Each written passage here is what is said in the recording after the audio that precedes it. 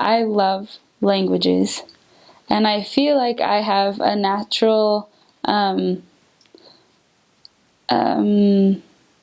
can't think of the word, natural aptitude for learning languages.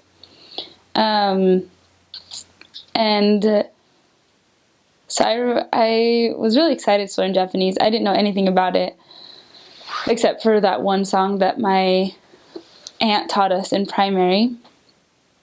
And I remember before leaving, there was a man in my ward, and he got me this little, like, Japanese in a Hurry book, and I kind of looked at it and tried to, like, figure some stuff out. But I didn't really learn anything until I got into the MTC.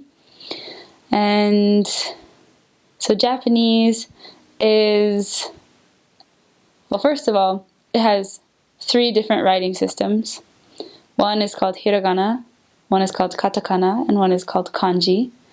And kanji is the Chinese characters.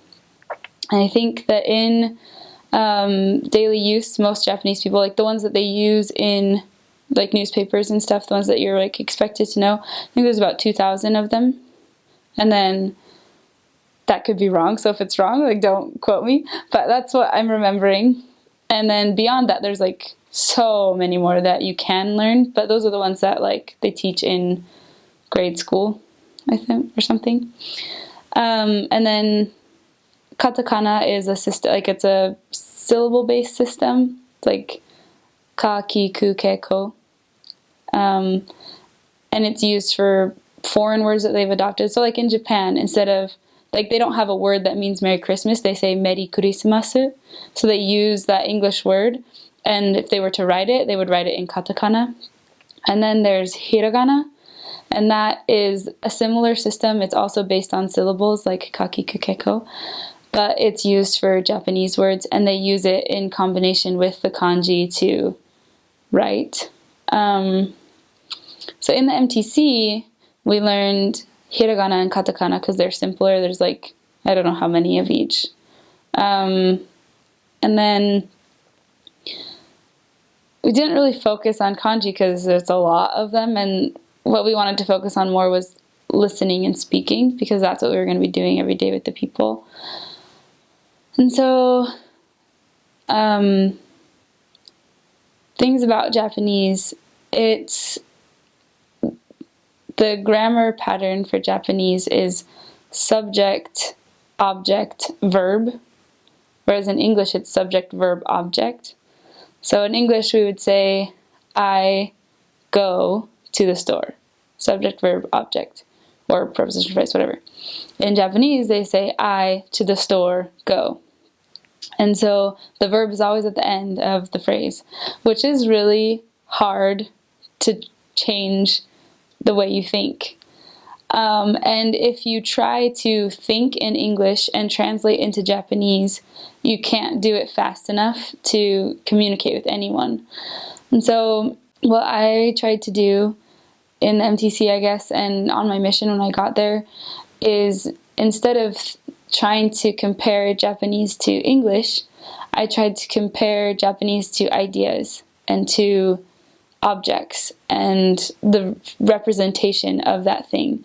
Like in English, when I say tree, I have an image in my mind of like if you were two, not two, I guess maybe 5, you draw like the trunk and then the fluffy, like that's like the image of tree.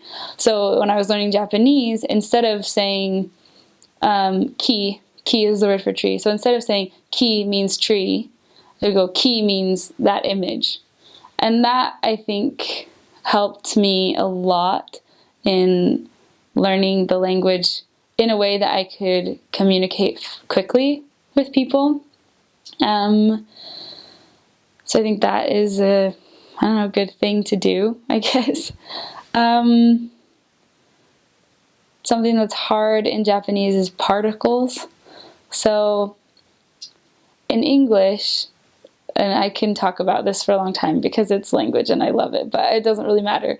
In English, we don't really have anything that's equivalent, but the closest I think I could get is the word I and me. Like, they both mean the same thing, but we use them in different places. I you use as a subject, whereas me you use as an object. And in Japanese, instead of having two different words, they say I wa and I wo. So like if the word was I in English, that's what we would do. But the word for I in Japanese is watashi. So watashi wa, the wa makes it mean I, whereas watashi wo, the o makes it mean me. And they do that with every word. So you can change the order of things in a sentence, but because it has that marker, you still know what they're saying. And that is something that's hard to get used to. Like, I don't know, another thing that's different about Japanese is they don't often say the subject of the sentence. So instead of saying, I want this, they'll just say, want this. And it's assumed that you're talking about yourself.